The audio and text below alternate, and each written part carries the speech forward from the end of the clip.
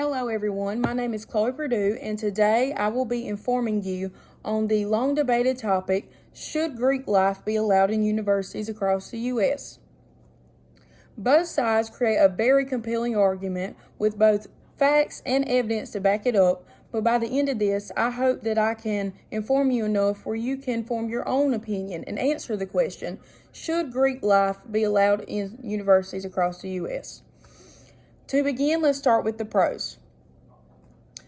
Most people who are in fraternities or sororities have created friendships for life or bonds for life, and it's nice for freshmen to come into college already with a brotherhood or sisterhood because, let's be honest, making friends is the worst at our age. And another pro is the leadership development and opportunities that being in Greek life can give you. Not only can you build your resume while in college, it can connect you with jobs when you get outside of college. And according to Examining the Benefits of Greek Life by U.S. Today, since 1825, all but 3 U.S. presidents have been members of a fraternity. 85% of Fortune 500 executives were a part of Greek life. The first female astronaut was Greek. So was the first female senator. And college graduation rates are 20% higher among Greeks than non-Greeks. This shows the facts and statistics that Greek life gives students the tools they need to be successful.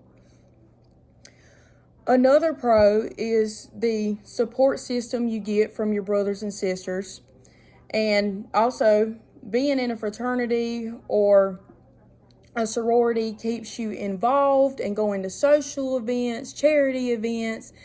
And the best part is you get to hang out with your peers and be involved in school, and yet you can still put that on your resume. That makes you look better for a job. But then you have your cons. One con is the cost. I had roommates at Coastal who were all in sororities, and the cost is outrageous. It was as much as the tuition, and they also had siblings who went to other schools that were in sororities, and it was just as bad in cost.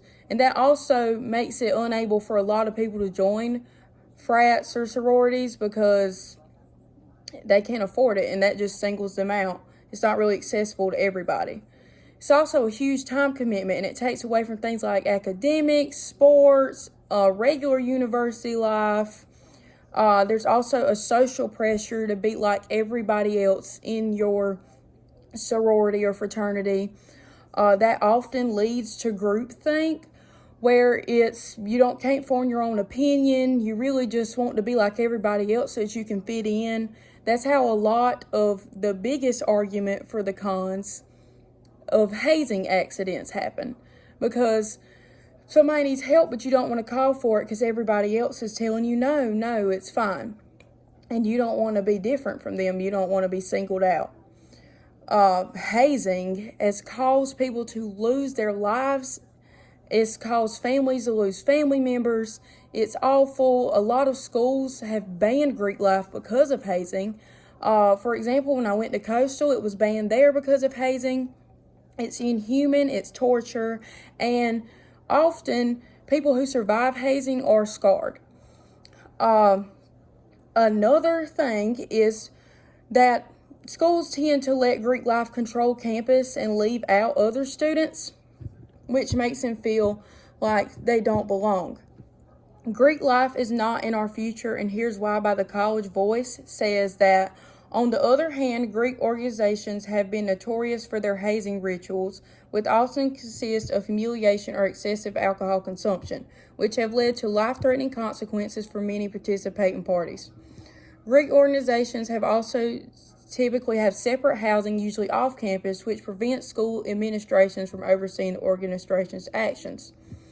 They also explain how around 84% of Greek students stated that at some extent they associate themselves with non-affiliated students, but on the contrary, under 54% of unaffiliated students agreed that Greek students don't have any association with their non-Greek community, with their school's non-Greek community.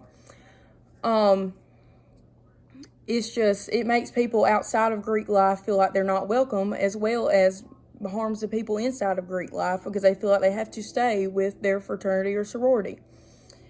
But I hope that this speech helped you and informed you. And now that you can answer the question, should Greek life be allowed in universities across the U.S.? Thank you for your time.